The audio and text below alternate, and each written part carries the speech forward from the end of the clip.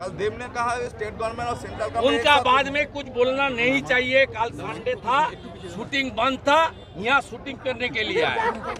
Ghatal master plan বাস্তবিত হওয়ার তরজার মধ্যেই এবার ঘাটালে বন্যা পরিস্থিতি পরিদর্শনে গেলেন শুভেন্দু অধিকারী। সোমবার দুপুরে পশ্চিম মেদিনীপুর জেলার ঘাটালের বর্দা বিশালাক্ষী এলাকায় যান শুভেন্দু অধিকারী।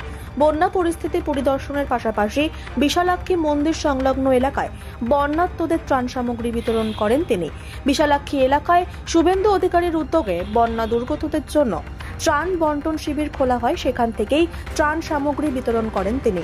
জানা গিয়েছে এদিন ঘাটাল থেকে দাসপুরেও যান শুভেন্দু অধিকারী, সেখানে বন্যা পরিস্থিতি পরিদর্শন করেন স্থানীয় নেতৃত্বদের সাথে নিয়ে। PMC should answerable to the people of Ghatal. कल देव ने कहा स्टेट गवर्नमेंट और सेंट्रल का उनका बाद में कुछ बोलना नहीं चाहिए। कल संडे था, शूटिंग बंद था, यहाँ शूटिंग करने के लिए आया। यहाँ बाढ़ आया 7 दिन हो गया, यहाँ सरकार का कोई भूमिका नहीं है। यहाँ ममता बनर्जी खुद आई, क्या हुआ? आप गांव में जाइए, घर घर में जाइए, बेबी फूड नहीं है, आपका राइस, आपका dry fruit, tarpaulin, bleaching, phenyl, ये पानी जितना घटेगा उसका बाद तो ब्लीचिंग, फिनाइल, हैलोजन पाउडर का जरूरत होगा। हमारा यहाँ गोमाता है, गो खाद्यों के कोई चारा का कोई अरेंजमेंट नहीं है। पूरा सरकार फेल, सरकार नहीं है।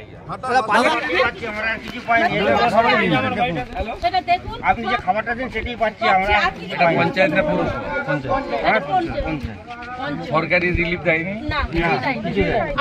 মুখ্যমন্ত্রী যে এলো রাস্তা দিয়ে চলে এলো।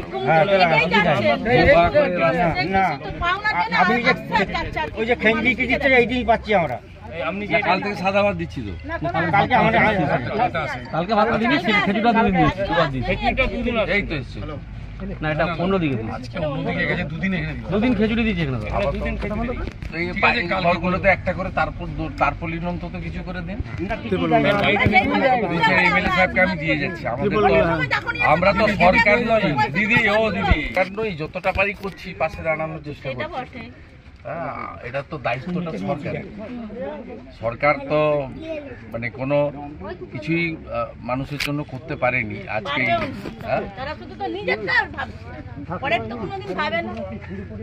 আমরা দেখবো যতটা পারি করছি, করেছি। আমি আজকেও কিছু রিলিফ তারপলিন দিয়ে যাচ্ছি বিধায়ককে, যদিও সংখ্যাটা সামান্য আর চাহিদা প্রচুর, তার মধ্যে যতটা পারা যায় করবেন। আর আমি অন্যান্য এনজিওদেরও বলবো আসতে। আমি সাংবাদিক বন্ধুরা আছেন, আপনাদের মাধ্যমে হাত আছে তো দুটা লাগবে না, বন্ধ করে একটু জলটা একটু দেখে নিন। সাংবাদিক বন্ধুরা আছেন, আমি আপনাদের মাধ্যমে জানা আমি পরে বলবো। আমি এখানে অন্য প্রশ্ন বলবো না, আমি শুধু আপিল করব যে সবচেয়ে বেশি ওয়ার্স্ট এফেক্টেড হয়েছে ঘাটাল, খানাকুল এবং পাঁশকুড়া। এই তিনটে সবচেয়ে খারাপ অবস্থায় আছে। আমি অনুরোধ করব বিভিন্ন এনজিও, সেবা প্রতিষ্ঠান, তারাও একটু গ্রামের ভিতরে এসে রিলিফের কাজ করুন। কারণ আমাদের রিলিফ কাজ করার সীমাবদ্ধতা আছে, আমরা সরকার না। তার মধ্যে আজকে নিয়ে 4 দিন আমরা দাসপুর ঘাটালে প্রায় 7-8 হাজার করে মানুষকে রান্না করা খাবার দিয়েছি। আমাদের বিধায়ক তার সাধ্যমতো তার সতীর্থদের নিয়ে, এলাকার অনেক ব্যবসায়ী দাতা মানুষকে নিয়ে শুকনো খাবার দিয়েছেন। আমরা বিধায়ককেও কিছু তারপলিন দিয়েছি। আজকেও আমি বিধায়ককে প্রায় 800,000 মতো তারপলিন আমি এখানে দিয়ে যাচ্ছি, যাতে দিতে পারে। কিন্তু এটা সমুদ্রে বিন্দু। আমি যেহেতু সরকার এক সপ্তাহ হয়ে গেছে পরিষেবা দেয়নি। দিদি পেয়েছেন সরকারের কাছ থেকে কিছু? দুদিন রান্না করা খাবার পেয়েছি, খালি ওই রান্না করা খাবারটাই পেয়েছি। আপনার যে খাবারটা সেটাই পেয়েছি। না না, এটা আমারও তার নয়, অন্য আমি বলছি যে আপনারা আসুন, ত্রাণের কাজে সবাই সাহায্য করুন। Lions Club, Rotary Club, Red Cross, Bharat Sevashram Sangha, Ramakrishna Math Mission, ISKCON এবং অন্যান্য অনেক সেবা প্রতিষ্ঠান এনজিওরা আছেন।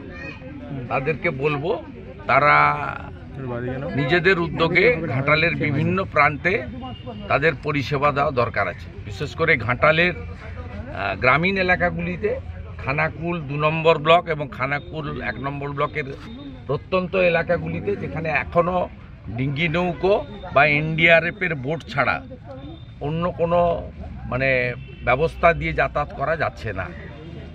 এবং সবচেয়ে বড় কথা হচ্ছে বেবি ফুড এবং গোখাদ্য, গবাদি পশুগুলো 5-6 দিন কিছু পায়নি। অতএব এটাও সকলের দেখা উচিত। আর আমি বিরোধী দলনেতা হিসেবে নয়, এই মানুষের মুখ থেকে শুনুন সরকার কিছু করেনি এদের জন্য। আজকে 1 সপ্তাহ হয়ে গেল কিছু করেনি। আমি আসছি শুনে খানিকটা দূরে দেখলাম পুলিশ কিছু শুকনো চিড়া আর গুড় দিচ্ছে। কত হবে? 70 টাকার প্যাকেট। আমি যাওয়ার সময় যদি মনে করে ঘাটাল থানায় এর থেকে বেশি চাঁদা দিয়ে যাবো ওদের। দাদা মাস্টার প্ল্যান ভবিষ্যৎ কি? দাদা মাস্টার প্ল্যান देव ने बोला कल सेंट्रल गवर्नमेंट और स्टेट আমি गवर्नमेंट পরে বলবো ভাই।